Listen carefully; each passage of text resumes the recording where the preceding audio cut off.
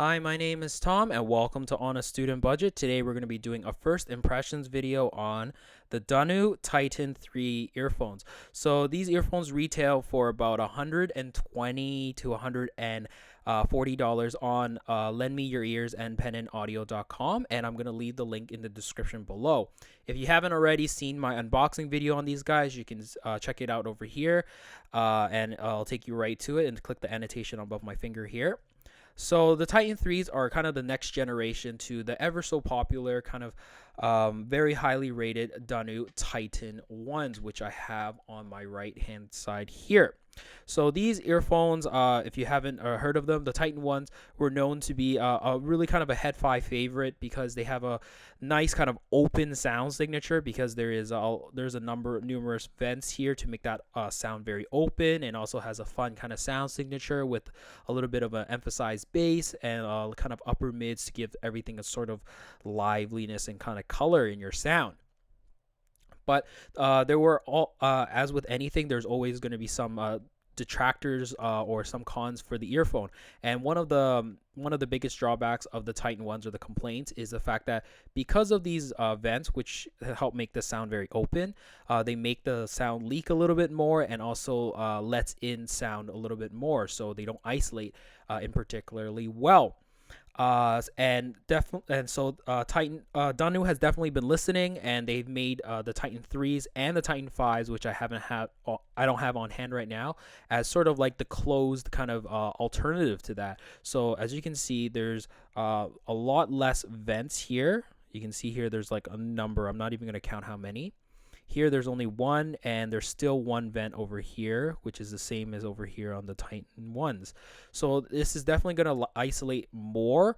And another detractor about the Titan 1s is the fact that some people did complain about the cable being a little bit thin, which it is a little bit, but I didn't really feel fragile or anything, so I didn't really talk about that too much on my review, because I didn't think it was a big deal. So the cable is very supple on the Titan 1s here.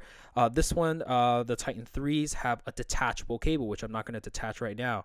It uses a special MMCX connector, a new kind of MMCX connector, so you're going to have to look for aftermarket replacements a little bit later once they start being a little bit more popular. It's a little bit more narrow than the ones you see on Shure and such. So if you're going to be hard on your equipment, or you want to upgrade your cable and such, you can do that with the Titan 3s. So that said, the Titan 1s still are, they're not discontinued. They're still selling right now for about $120, $110 approximately. So definitely a little bit cheaper than the Titan 3s. The Titan 3s here, as you can see, it comes in a very similar kind of design overall. It's a little bit bigger than the Titan 1s, you can see, to accommodate for that detachable cable. But overall, the design is very similar. It's still sort of this in-earbud, half earbud design. And also, I wanted to talk about a special accessory that you get with the Titan 3s, which is the ear fins, which is a really great addition to their Titan products. So these ear fins are used to, you can use it either on your Titan 1s or the Titan 3s. They fit easily on both. So what you do is you take off the ear tip of the Titans, and you can easily slip it on. And what this acts as, it acts as a bumper kind of rail. So it doesn't, because the Titan 1 has a little bit of an edge here, so it might dig into some people's ears. It might not be the most comfortable experience. So this bumper here basically alleviates that issue. So it just protects your ear from basically any of those edges, and it doesn't obstruct any of the vents, so you're not gonna alter any of the sound overall. Put it back on, and it hooks onto your ear a little bit better, so it's more stable. So it's just a really nice that Danu has paid attention to so much detail about this. I really will be using this quite often, either with my Danu 1s or my Danu 3s here, Titan 3s and Titan 1s here. So so what's there to talk about now? Well, I've only had the Titan 3s for a couple days, but I can give you a glimpse of basically what I feel about them so far. Right now, I have the Philips SHE 390 ear tips on these guys. They come with a number of ear tips, like in their package. They come with these red and red and gray hybrids, as well as the Sony hybrids as well. I found that the Sony hybrids, which usually are my favorite ear tips in general, I use them on 5 to 6 other earphones, not to pair well with the Titan 3s for whatever reason.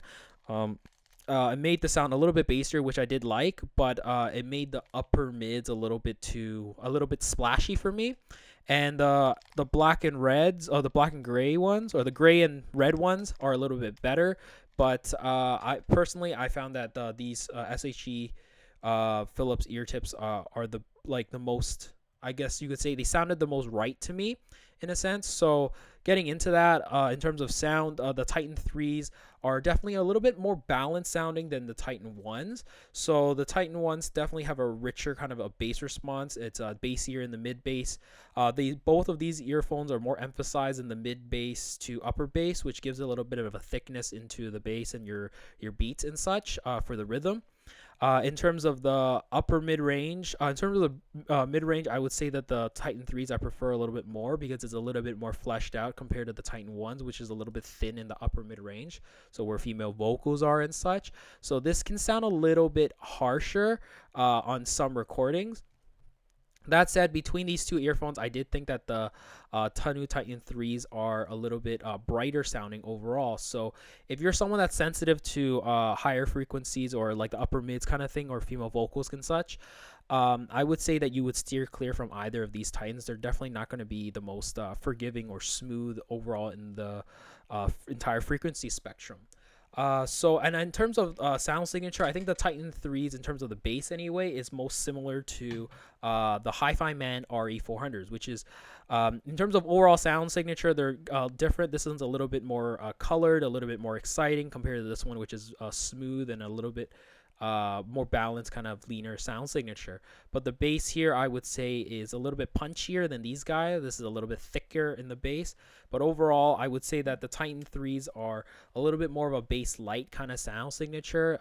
They're not intended for those that are going to be hardcore bass heads or anything like that. I think they're a little bit better suited for kind of vocal, acoustic music and such.